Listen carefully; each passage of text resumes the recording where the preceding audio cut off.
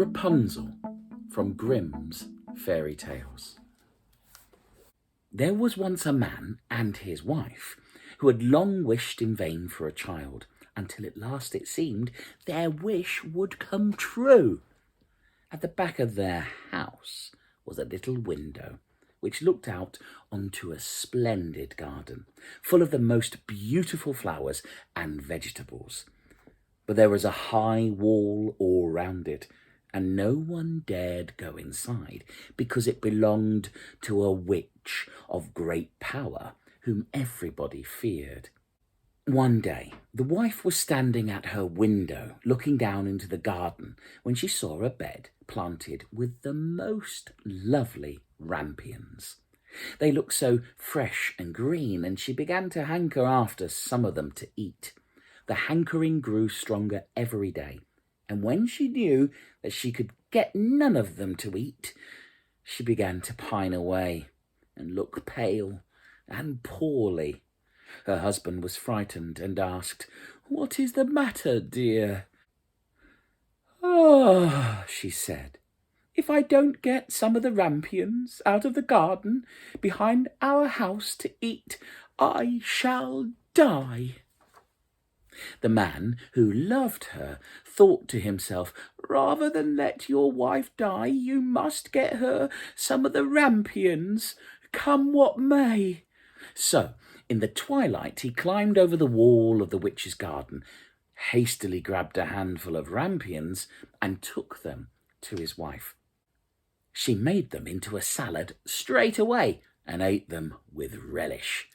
But she enjoyed them so very much that the next day her longing for them was 3 times as great. She would not be content.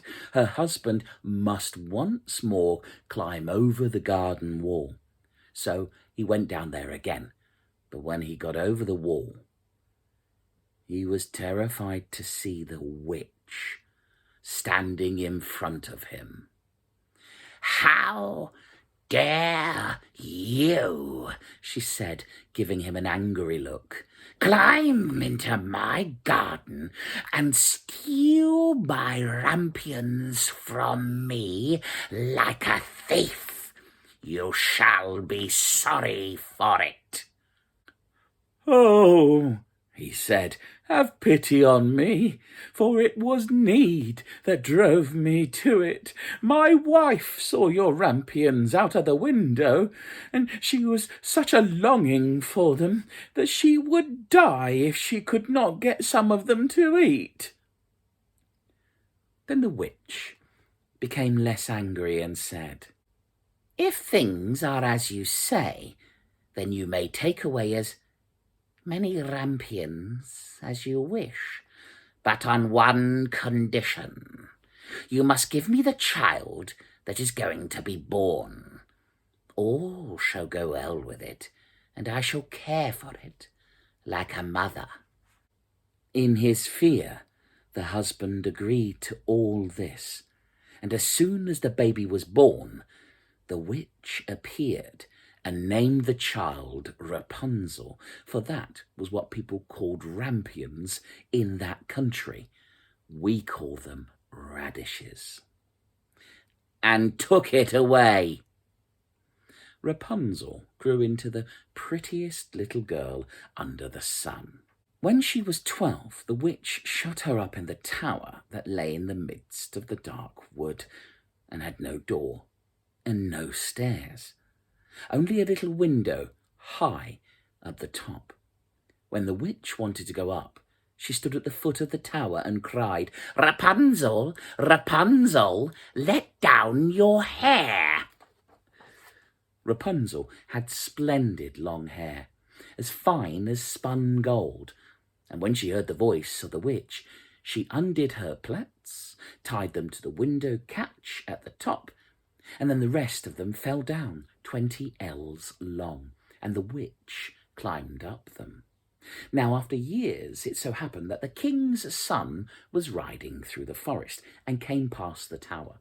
He heard a singing so sweet he stopped and listened.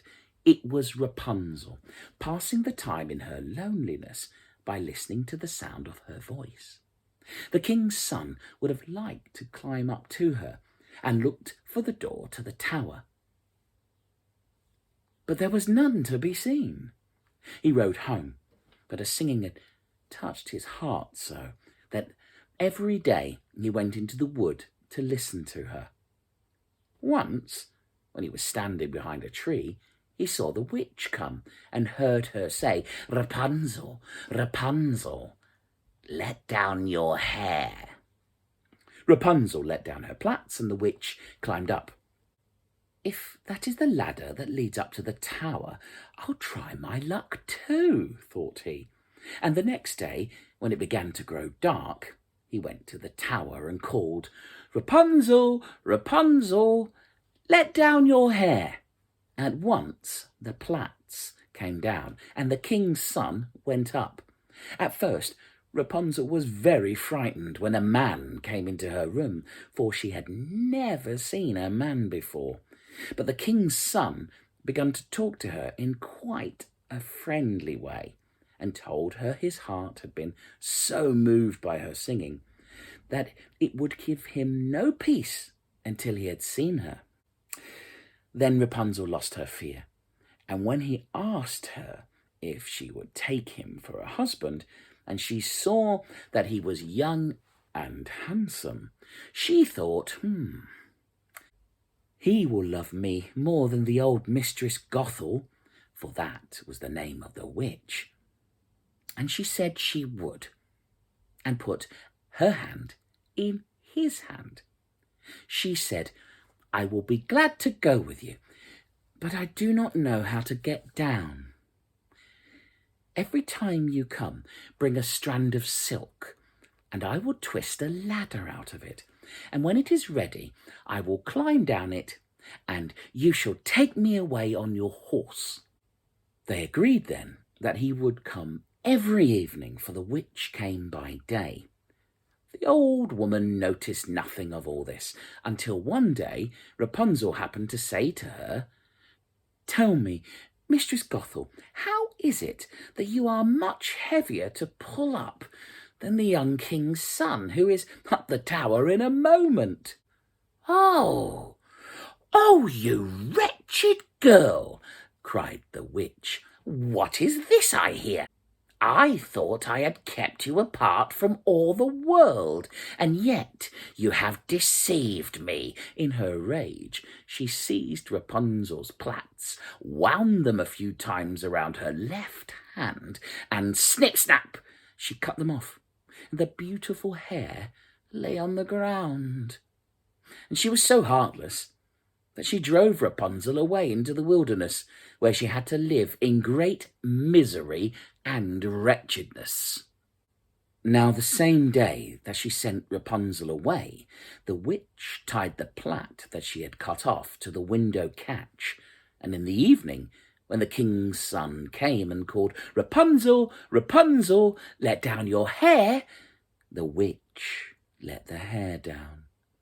The king's son climbed up, but at the top he found not his dear Rapunzel, but the witch, who looked at him with angry, spiteful eyes. "Aha!" she cried scornfully. "You have come to fetch your dear wife, but that pretty bird no longer sits singing in this nest. The cat has caught her, and now it will scratch your eyes out too. You have lost Rapunzel. You will never see her again." The king's son was beside himself with grief, and in his despair he jumped down from the tower. He escaped with his life, but the thorns in which he landed scratched out his eyes. Then he wandered blindly about the wood, eating only roots and berries, and did nothing but cry and sorrow over the loss of his dear wife.